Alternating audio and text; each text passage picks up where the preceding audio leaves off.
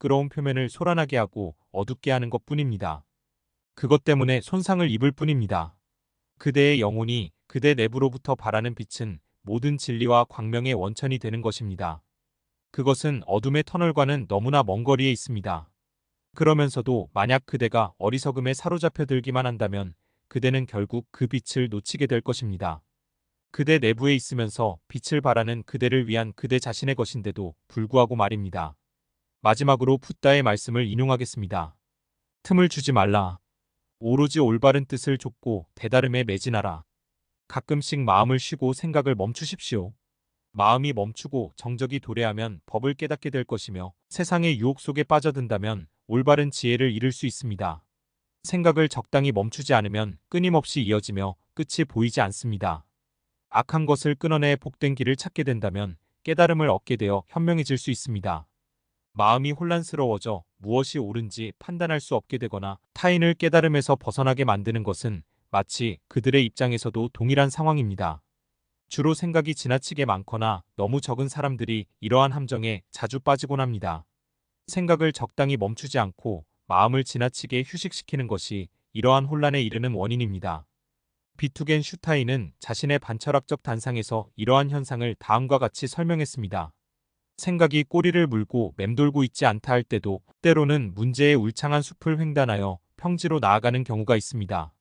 그러나 때로는 꼬불꼬불한 길로 빠져들어서 벗어나지 못할 수도 있습니다. 사람들은 가까운 평지 대신 험준한 산길을 선택하는 어리석음에 빠져들며 이러한 길일수록 미혹과 유혹의 함정이 쉽게 엎딘 채 놓여져 있습니다. 아미엘은 다음과 같이 말했습니다. 단 한 가닥의 머리칼이라도 유혹에 끌려 바퀴에 끼어들면 온몸이 말려들게 됩니다. 불을 축적하는 듯이 그렇게 즐거움을 축적하시기 바랍니다. 굶주림은 가장 큰 병이며 행은 가장 큰 괴로움입니다. 이 사실을 이미 분명히 알고 계신다면 열반에 들어가 편안함을 느낄 수 있을 것입니다. 병이 없는 것이 가장 큰 이익이며 만족할 줄 아는 것은 가장 큰 부릅니다.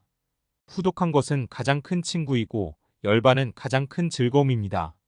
법을 배우며 지내는 그 맛을 알고 번뇌를 멀리하여 고유에 생각하면 음욕도 없고 굶주림도 없어 진리의 음식을 먹을 수 있습니다. 즐거움은 인생에서 재산과 같은 것이며 반대로 괴로움은 인생에서 낭비와도 다를 것이 없습니다. 불을 축적하듯이 즐거움을 축적해 간다면 삶은 참으로 넉넉해질 것이나 끊임없는 낭비로 괴로움을 축적해 간다면 삶은 마침내 파산에 이를 것입니다. 부처님께서 참 파성에 계시며 연못가에 계실 때에 제자 사리불에게 설법하게 하셨습니다. 비구들이여 그대들에게 설복하리니 명심하십시오. 수행하는 사람들에겐 7가지 재산이 있습니다. 믿음이 재산이며 계율이 재산이며 양심의 부끄러움이 재산이며 남에게 용서받을 줄 아는 것이 재산이며 복을 많이 듣는 것이 재산이며 널리 베푸는 것이 재산이며 어리석지 않고 지혜로운 것이 재산입니다. 그러나 사람들은 이러한 재산을 쉽게 이해하려 하지 않습니다. 이러한 재산들이 쌓여서 마침내는 커다란 즐거움이 되는 그 이치마저도 깨달으려 하지 않습니다. 그들은 마치 사랑도 없이 아내를 가지는 것처럼 진정한 행복도 없이 부를 늘리려 할 뿐입니다. 한편 어느 곳에 훌륭한 장자 한 분이 살고 있었습니다. 암바라 열매를 매우 좋아하는 그는 하인을 과수원에 보내어 암바라 열매를 사오도록 시켰습니다. 하인은 이웃에 있는 과수원으로 갔습니다. 그리고 과수원 주인이 반겨 맞으며 말했습니다. 어디 맛있는 것으로 골라보시죠. 하지만 우리 집 과일은 모두 맛있답니다. 하나 따서 맛을 보시면 알 수 있을 겁니다.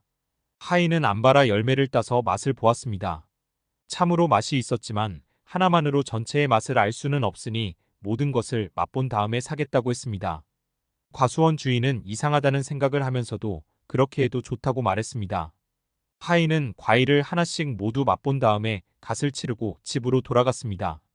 그러나 하인이 사온 암바라의 모든 과일에는 이빨 자국이 있었습니다. 장자는 과일을 먹지 못하고 버릴 수밖에 없었습니다. 사람들은 도무지 믿으려 하지 않습니다. 경계를 지켜 마음의 안정을 얻으면 장차 큰 과보를 얻게 된다는 말씀을 듣고서도 믿으려 하지 않습니다. 파스칼은 이렇게 말했습니다. 많은 사람들은 자기의 만족을 잃게 되는 것을 아주 슬픈 일이라고 생각한다. 그러나 기쁨을 아는 동시에 그 기쁨의 이유가 없어지더라도 슬퍼하지 않는 사람만이 옳은 사람이다. 진정한 즐거움을 찾아야 합니다. 크게 삶에 참으로 필요한 재산이 무엇인지를 확인해 보는 것은 중요한 일입니다. 왜냐하면 타인의 시선을 의식하는 이유를 깊이 이해할 수 있기 때문입니다.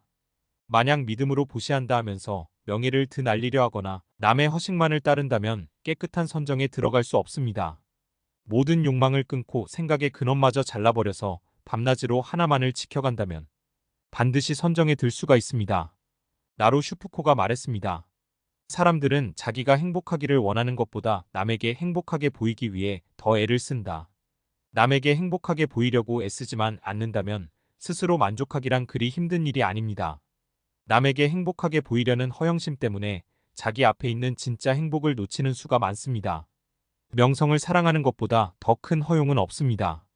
그런 사람들은 자신의 명성을 위하는 일이라면 물불을 가리지 않습니다. 모든 일에서 타인의 시선을 의식한다면 신에 대한 헌금도 불우한 이웃을 위한 자선행위도 오로지 타인의 시선을 의식해서 행합니다. 이는 타인의 눈에 잣대에 모든 걸 의탁하고 있기 때문입니다. 어떤 나이 든 사람이 보다 젊은 사람에게 물었습니다. 왜 마음에도 없는 일을 하고 있어요? 젊은 사람이 대답했습니다. 다른 사람들이 모두 하고 있으니까요. 천만에 남들이 다 하고 있다는 건 말이 안 돼요. 나도 지금 그런 일을 하고 있지 않으니까. 드물기는 하겠지만 나 외에도 그런 일을 하지 않는 사람은 얼마든지 있을 수 있어요. 물론 전보다는 아니겠지요. 하지만 아주 많은 사람들, 인류의 거의 전부가 그렇게 하고 있습니다. 그러자 나이 든 사람이 따지듯 말했습니다. 그렇다면 말해보시오. 이 세상에는 어떤 사람들이 더 많은가? 못난 사람인가? 똑똑한 사람인가? 그야 뭐 못난 사람들이 훨씬 더 많겠지요. 그렇다면 당신은 많은 사람들의 흉내를 내고 있다니까 결코 못난 사람들의 흉내를 내고 있는 것이군요. 그대의 의지는 어디로 갔는가? 그대 역시 이 세상의 많은 사람들처럼 되지어 휩쓸리기만을 고집할 것인가? 그대는 왜 그대 자신을 찾지 않는가? 그대는 오직 그대일 뿐이다. 왜 타인의 허식 속에 그대 자신을 묻어두려 하는가? 우리의 오랜 속담 중에 법당은 호법당이나 불무영험이란 것이 있습니다. 거치대는 매우 훌륭하지만 아무데도 쓸모가 없는 것을 빗댄 말이다. 명예도 따지고 들면 그와 별 차이가 없다. 그것이야말로 바람 같은 것이며 바람 앞에 촛불 같은 것이며 한 입으로 풀어보면 자취마저 없어질 거품 같은 것이다. 모든 악은 언제나 그것처럼 선으로 위장하여 숨어든다. 욕망이란 숲속은 그런 악들이 숨어들기에 가장 쉬운 것이다. 욕망을 끊어라. 욕망을 일으키는 그대의 생각에서부터 그것들을 단절시켜라. 우리는 종종 타인의 눈치를 보며 삶을 살아가곤 합니다. 하지만 그런 행동은 우리 자신의 진정한 행복을 잃게 만들 수 있습니다. 명예나 타인의 시선을 따라가는 것은 결국 빈 허울이 될 뿐입니다. 진정한 행복은 우리 자신의 내면에서 찾을 수 있습니다. 우리가 바라는 것이 무엇인지, 무엇이 진정으로 중요한지를 깊이 생각해 보아야 합니다. 또한 욕망에 사로잡히지 않고 마음을 깨끗이 정화하여 선량한 삶을 살아가는 것이 중요합니다. 우리는 욕망을 통제하고 자기 자신을 찾아가며 진정한 행복을 찾아야 합니다. 그리고 이를 통해 자유롭고 평화로운 삶을 이루어 나가야 합니다.